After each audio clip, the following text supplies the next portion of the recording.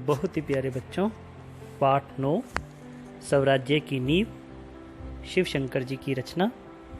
इसमें आपने पहले गुरुमुखी से देवनागरी और पंजाबी से हिंदी अपनी पुस्तक से देखकर लिख लेनी है कॉपी पर।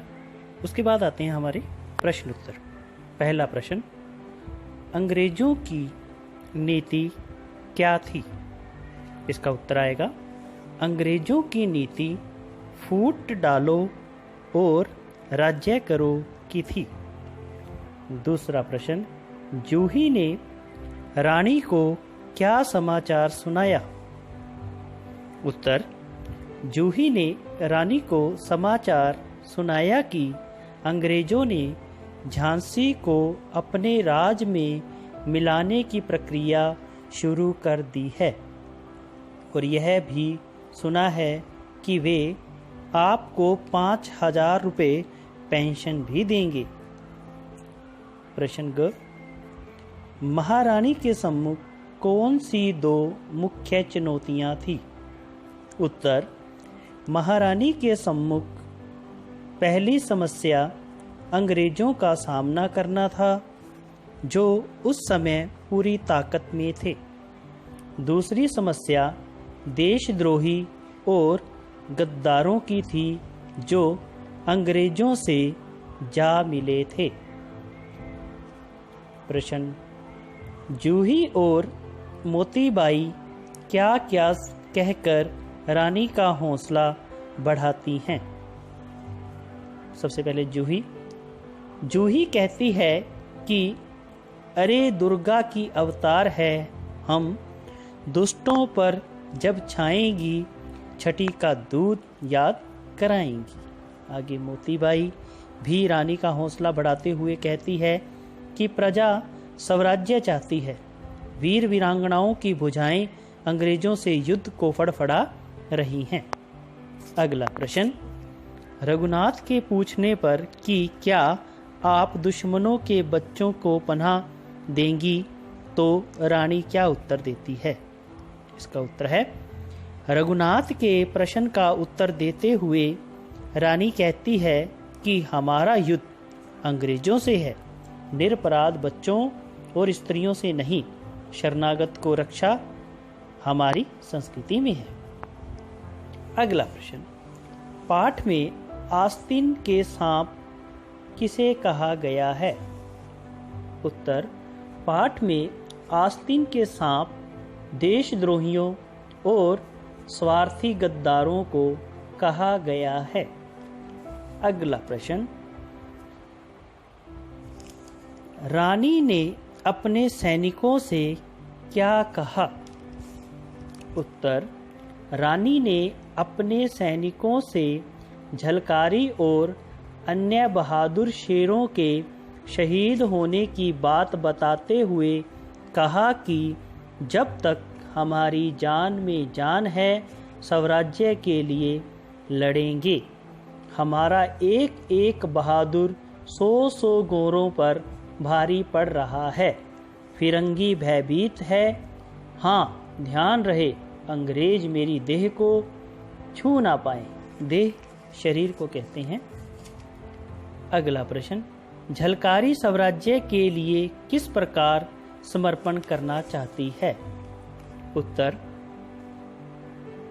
झलकारी रानी और अन्य सरदारों को सुरक्षा के साथ बाहर निकालने के लिए स्वयं रानी का वेश बनाकर अंग्रेजों को भटकाएगी। यदि वह स्वराज्य के लिए भेंट चढ़ गई तो स्वयं को धन्य समझेगी। अगला प्रश्न, घायल होने पर रानी अपने सिपाहियों से क्या कहती है? उत्तर, घायल होने पर रानी अपने सिपाहियों से कहती है कि अंग्रेज सैनिक उसकी देह को ना छू पाएं। अगला प्रश्न, जब सिपाही रानी को सन्यासी की कुटिया में ले जाते हैं, तब सन्यासी ने क्या कहकर रानी को संबोधित किया? उत्तर, रानी को देखते ही सन्यासी ने कहा, मेरे अहो भाग्य, साक्षात देवी के दर्शन हो गए। आगे है मुहावरे। पहला है आस्तीन का सांप कपटी मित्र।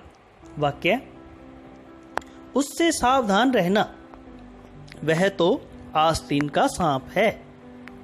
अगला मुहावरा, छठी का दूध याद आना, बहुत घबरा जाना। वाक्य, भारतीय वायुसेना के आक्रमण ने पाकिस्तानियों को छठी का दूध याद दिला दिया। अगला मुहावरा, बाल भी बांका ना होना, तनिक भी चोट ना लगना। वाक्य, जिसके ऊपर ईश्वर की कृपा हो उसका कोई बाल भी बांका नहीं कर सकता। आगे है नए शब्द, इसमें जोड़ का निशान लगा हुआ है, इनको हमने जोड़ कर लिख देना है। पहला शब्द बनेगा स्वराज्य, दूसरा बनेगा गुप्तचर, तीसरा बनेगा देशद्रोही, आगे बनेगा आक्रमणकारी और लास्ट है असमय। उसके बाद आते हैं हमारे पर्यायवाची। पहला पर्यायवाची है तलवार। तलवार का होता है खड़ग, कृपाण, करवाल। उसके बाद है रक्त, खून, लहू, शोणित। आगे है घोड़ा, घोड़े का बनेगा अश्व, तुरंग, है। आगे है इमारत, भवन, मकान। आगे है प्रणाम, नमः, नमस्ते, नमस्कार। आगे है हाथ, हाथ का बनेगा हस्त, कर, पाणी। आगे है स्वतंत्रता, आजादी, मुक्ति। आगे है शहीद, बलिदानी, हत, कुर्बान। उसके बाद है पत्थर, पत्थर का बनेगा पाषाण, वज्र, शिला। उसके बाद हमारे आते हैं लिंग बदलो। पहला है वीर, वीर का बनेगा वीरांगना, वीर, वीरांगना। साधु, साध्वी, दास, दासी। और आगे है रानी, राजा। उसके बाद आते हैं हमारे विपरीतार्थक शब्द। पहला है अचेत, इसका बनेगा सचेत, अंधेरा, उजाला, गुप्त, प्रकट, गुप्त होता है छिपाना। उसके बाद है स्वतंत्रता, पराधीनता, प्रातः, सायं, युद्ध, शांति। इनको ध्यान से अपनी कॉपी पर लिख लेना है और ध्यान से इसको याद भी करना है। और पुस्तक में दिया हुआ काम, जो अभ्यास का काम है, वो पुस्तक में भर लेना आपने। धन्यवाद।